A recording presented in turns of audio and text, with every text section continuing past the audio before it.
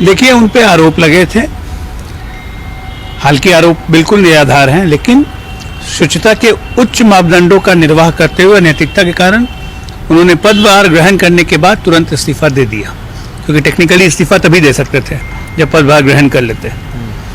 हमने तो दे दिया, लेकिन जो जो आरोप लगा रहे थे उन पे भी तो आरोप लगे हुए हैं माननीय युवराज जी पे। तेजस्वी यादव जी क्या कसम खाएंगे कि नेता विरोधी दल अब नहीं बनेंगे? आरोप उन पे भी लगा हुआ है, चार्जशीट नहीं फाइल्ड है।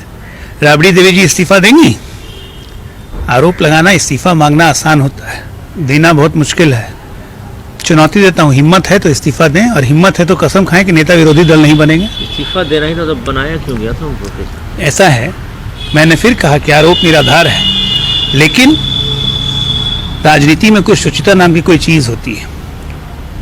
उन्होंने इस्तीफा दिया है, और जब न्यायालय उन्हें क्लीन चिट देगा फिर जीतन राम मांझी जी की तरफ फिर से वापस आ जाएंगे। ये 2005 की पुनरावृत्ति है, अगर आप देखिए तो। सर, ये सवाल उठता है ना कि मंत्री पद की ओथ दिलाई क्यों गई थी जब उनका आरोप ही था? आप लोग को याद, आत्मा भी जागी। आरोप निराधार थे, आरोप निराधार थे, इसीलिए शपथ दिलाई गई थी। लेकिन जब सवाल उठने लगे तो जनता के मन में कोई कंफ्यूजन न रहे, तो ऐसे सवाल को हम उठने भी नहीं देना चाहते हैं, इसलिए उन्होंने खुद स्वतः इस्तीफा दे दिया। Bihar education minister Mewalal Chaudhary, well, keeping the highest moral standards alive in politics, today after assuming charge he resigned on his own on high moral grounds and taking moral responsibility on the charges what he is facing, but those charges are baseless. But now I challenge the so-called Yuvraj, Mr. Tejasvi Yadav, that you have also been charged, though yet not charge sheeted.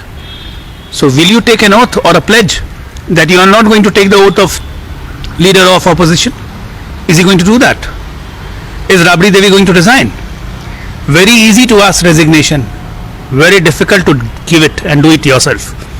Show something, show some mettle.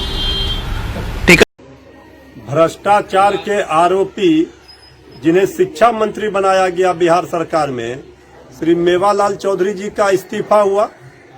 जब सरकार की भद्द पिट गई, चारों ओर से किरकिरी हुई, थू थू हुआ, तेजस्वी यादव जी नेता विरोधी दल लगातार इस मामले को उठा रहे थे और सरकार से सवाल खड़े कर रहे थे।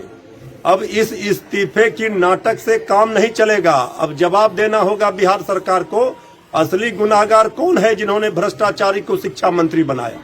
इस सवाल पर तो सरकार कटघरे में है। तेजस्वी यादव जी चुप बैठने वाले नहीं हैं।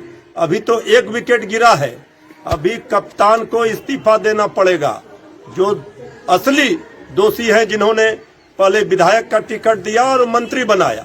इसलिए भ्रष्टाचार पर जिस तरह से कटघरे में है इस डबल इंजन की सरकार, इस पर कोई कंप्रोमाइज तेजस्वी यादव जी नहीं करेंगे और सरकार को सड़क से लेकर सदन तक घेरने का काम करेंगे।